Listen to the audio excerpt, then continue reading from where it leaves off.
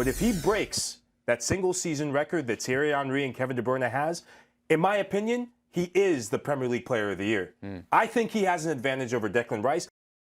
It was an excellent game, really entertaining. Bournemouth, they keep the long unbeaten run going. There's been a huge amount of draws in there, but they are 11 games unbeaten in the Premier League. But do you think Manchester United will be frustrated that they didn't take all 3 points in this game? Yeah, they really will, because this match was there for the taking. And full credit to this Bournemouth side, because we've seen them at the Vitality Stadium. They're a difficult team to play against, right? And so this has been a bit of the issue with United, especially against some of these teams that are going to frustrate you. Some of these teams in the mid-table or even in the bottom half of the table. United, under Michael Carrick, they've been excellent against teams that are going to be expansive, leave some space in the back. Bournemouth, they came out to press them, but it just seemed like the management of the game. It just seemed like that decision that didn't go their way with Amad Diallo involved, it just seemed to throw them off, and cooler heads on a different day would have prevailed. They didn't lose under Michael Carrick yet again, but opportunity missed for me. Well, let's talk about the decision, because I think both of us included, when we were watching the game, especially when we'd seen the replays and it started to be slowed down, that looked like a clear foul on Amad Diallo. And actually what was interesting was later on in the game, the penalty that was given, and then it was a red card given to Harry Maguire, was quite similar. It was a pull back, he had hold of his shirt, and the penalty was given there, but not in Manchester United's case. I think this is one of my biggest frustrations with VAR, with refereeings right now in just all around world football. Today, we saw a referee who was terrified to make a bold decision, and then I think got bullied to making a disastrous of a decision. Either way, football is becoming about inconsistencies, and VAR is the heart and soul of one of the biggest issues with football right now. Players, Evan Nielsen, conned the referee into giving a penalty in that. Harry Maguire in a bad position to begin with, right? But he sells it, and you give it for him. How do you not give that? It's more of a penalty, what we saw with Amad Diallo, than what we saw with Evan Nielsen, in my opinion. If I'm Manchester United, if I'm Michael Carrick, I'm appealing that till kingdom come. Because when you look at the table, when you look at what this could have meant, this is a decision that could really impact where Manchester United finishes in terms of getting Champions League football or not. United, they did just enough, in my opinion, to get the 3 points today.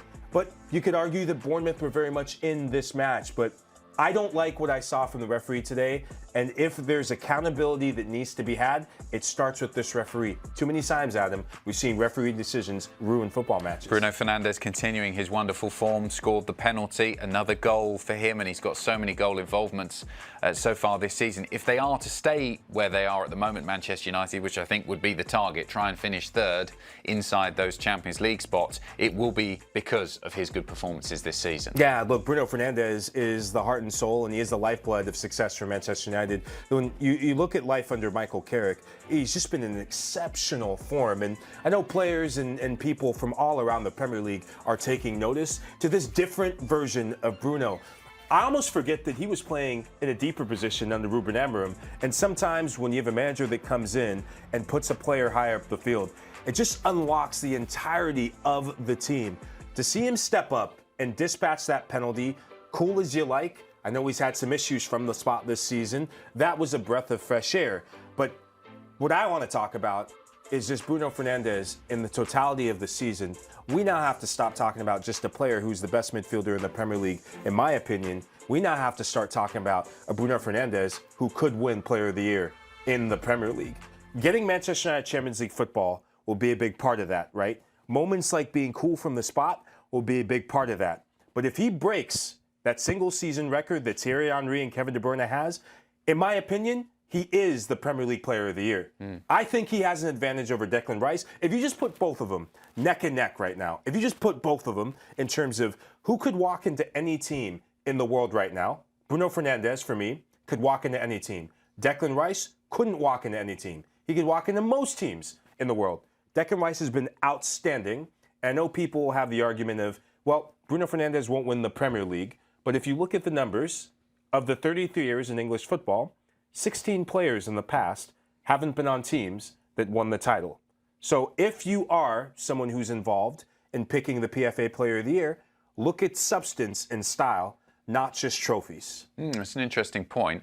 For Michael Carrick, if they do finish inside the top 5, I mean, obviously they'd love to stay third, but if they finish in the top 5, they will get in the Champions League next season. Surely he has to get the job long term. Yeah, he really does, and this is a missed opportunity for him, but also I think this was an opportunity gain in terms of him, well, auditioning against someone who he's in line with the job with. You look at the recent managers that he got the better of Oliver Glasner at Old Trafford. He wiped the floor with Unai Emery, who's linked with the job. I'm not saying Unai Emery takes the Manchester United job, and today against Andoni Iraola, it was a manager who might be in that running to be the next Manchester United manager. But when we look at the remaining fixtures, these are the sorts of matches that we saw against this Bournemouth side that I'm not fazed about the match at Stamford Bridge against Chelsea, but you look at so many trap games there for me, Adam.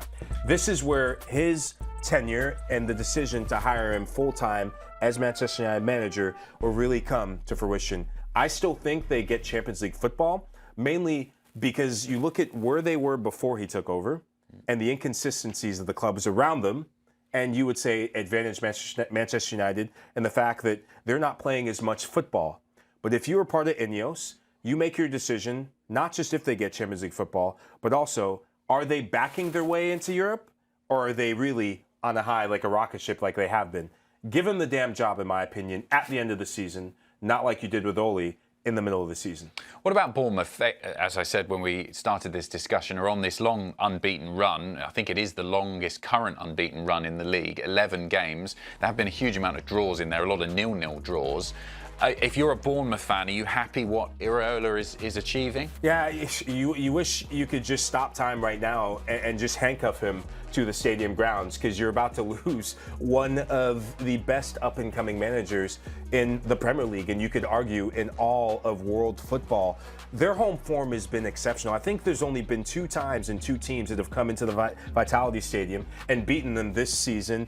And the brand of football they play, he's uncompromising in his principles. But this speaks so much to their recruitment, so much to their belief in his belief in just developing young players. One player that we could be talking about making the England squad for the World Cup, and maybe it might come too early. I thought Alex Scott was outstanding today, especially in transition. He has been solely responsible for his development and just raising his profile to that next level. As someone who is an advocate for the U.S. men's national team, he's been such a big factor in Tyler Adams' development, and a Tyler Adams that U.S. men's national team fans will hope will be healthy and continuing to be a Premier League mainstay by the end of the season and into the summer. So he's a transformative manager and a damn good one. And the United fans are probably sick of the sight of him, because as a player and a manager, he's never lost to Manchester United ever in his career, which is an amazing stat.